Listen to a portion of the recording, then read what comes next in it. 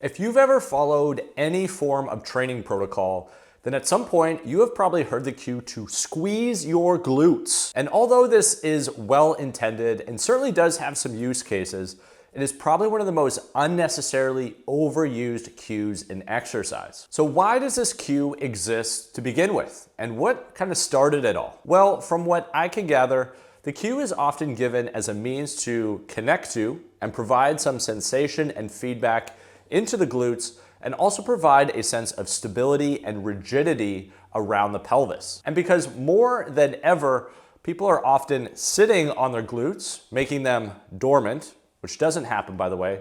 Muscles don't just switch off and stop working, but we try to forcefully create tension into these muscles as a means to hopefully get them active, and often in the strangest of positions. I've seen this cue used as you come out of a hinging position or a squatting position, which to some degree, I think there is some merit to creating a little bit of a squeeze through the glutes in those positions. But what about things like a plank? Why are we cueing people to excessively squeeze their glutes when they're holding a plank position? Another example of this would be in back extension exercises, dumbbell presses, and even in some rowing motions. And that's not to say that squeezing your glutes doesn't have some use cases. It certainly does. If you are trying to move the max amount of load as possible in something like a dumbbell press, squeeze your glutes because your goal and what you're training for is to move as much load as possible. But for the everyday person, we're typically not trying to maximize load. We're not all power lifters. So why is it that we're cueing this squeezing your glutes in order to create a little bit more drive of weight? And in my opinion, I think there's a better way in which we can go about it. And an important variable to keep in mind as it relates to really any form of training is that your body is always acting as a recording system, meaning that when I go to train and I'm doing a rowing motion, I'm doing a pressing motion, a hinging motion, whatever it is, if I'm always training to squeeze my glutes, that is typically going to be accompanied with some level of bracing of the abdominals, which is going to put me more kind of into a rounded position. I'm likely creating excessive contraction of my pelvic floor. And now, when I go to do things day to day, or when I go to play my sport or pick up my child, whatever the thing is, I have conditioned my body to always be in this state of contraction. And because our body is a very adaptive and intelligent system with the information that we provide it, if I'm always cueing it to squeeze and hold and hold and hold, over time, my body starts to take shape around that holding pattern. And what you can see on your screen here is probably a relatively close resemblance of what your structure will start to take shape around if you're always in this fixed contraction position with your glutes. So whether you're wanting to create a more stable base around your pelvis or just get bigger glutes, there are better options. And the science is showing us that a lot of the hypertrophy or growth of the muscle actually happens more through the stretch rather than the squeeze. So, should we have capacity to create the squeeze? Absolutely. I think we should have the ability to go there, but that doesn't necessarily mean we stay fixed there. So how about we get into some exercises that kind of pull us a little bit more to the opposite side of the spectrum and go through some basic movements where we can go through creating more tension, say, through our hamstrings, and using that as a guiding metric to take us through motion and move load. So one of the more common areas where this cue is often found is in any type of hinging motion. So typically when someone is going through this hinging motion, and as they begin to approach the phase of hip extension, that's where this cue you'll often hear to squeeze your glutes and find yourself kind of in this position here.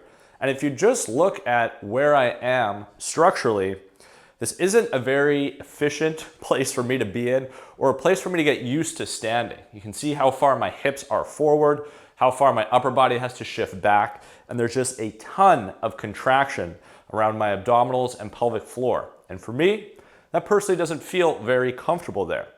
So how we can approach this instead is really just coming to extension without excessively passing, I would say, neutral. So we can kind of finish more or less right here. And what that would look like we'll say I'm going through this hinging pattern. I'm going to try to sense that I'm getting a stretch both through the hamstrings and the glutes. And instead of squeezing at the bottom as hard as I can through the glutes, can I get capacity to access the stretch of the hamstrings and use the stretch of the hamstrings to actually take my hips through extension, which is also a function of your hamstrings, not only the glutes, and then I can just come back to a neutral base here. And now I'm starting to condition my body that when these tissues start to get loaded and I come to neutral, I can kind of reside on top of that. I don't have to finish here. If I'm moving 500-600 pounds and I need to get to that full lockout, if I'm a power lifter, maybe you have to go there to get that finished position. And that's fine because you're making it specific to your sport or what you're trying to optimize for. But for layman's people, do we have to finish here? I don't think so. I think we can find more of a steady base of that connection through the feet, the back line, and then kind of using almost a building of contraction through the glutes to get ourselves to neutral rather than just squeezing as hard as we can as we approach the end range. Another place in which the cue of squeezing your glutes often shows up, oddly enough, is in a plank position. So when we get into a plank position, one of the reasons why this cue will potentially present itself is because someone is in an excessive anterior tilt or lumbar lordosis of their lower back. And you see that I kind of have almost this like excessive curvature through my lower back. So in an attempt to reduce that, squeeze the glutes, and that is going to hopefully tuck the tailbone or bring my pelvis into more of a posterior tilt.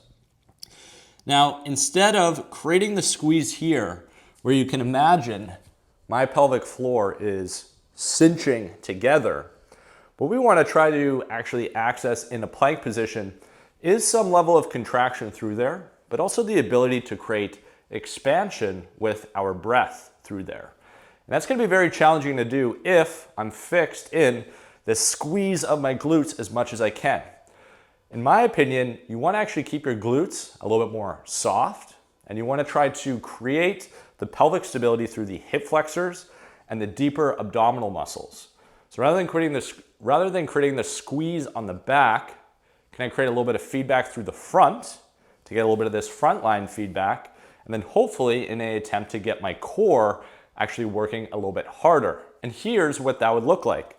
So if I come into a plank position, and we'll say hypothetically, I am in an anterior tilt. What I would start to bring some awareness to is my knees driving down into the floor. And that's going to bring a little bit of tension into the hip flexors, and you can kind of level the pelvis out that way. So I'm not squeezing my glutes, I'm actually tilting more through the hip flexors. And then I can start to create a gentle squeeze of the abdomen, and then I can introduce my breathing around there. And as you can see here, I'm getting some good core feedback. If I wanted to make this more challenging, of course I can take my knees off, and I don't have to create any form of excessive squeeze of my glutes to better facilitate core tension. I can actually bring it into a little bit more isolated tension by keeping this a little bit softer and keeping most of the focus on the front side. So when it comes to the cue of squeezing your glutes, as you can see, it's not something that we have to do all the time. The same with bracing your core. Maybe I'll make a whole video around that because there seems to be just this obsession with keeping things as tight as possible, and it's very unnecessary, and in a lot of ways actually just doesn't allow your body to just relax. So get used to relaxing more into tension rather than just keeping this bracing all the time and this squeezing all the time. Again, we want to have the capacity for it, but we don't want to live there. Anyways, I hope you found some value in this video. If you did, do the YouTube things. You can like, subscribe, and you can check out another video I did on the body in some way right here that the YouTube algorithm thinks you'll enjoy. So go and check that out. I'll see you there.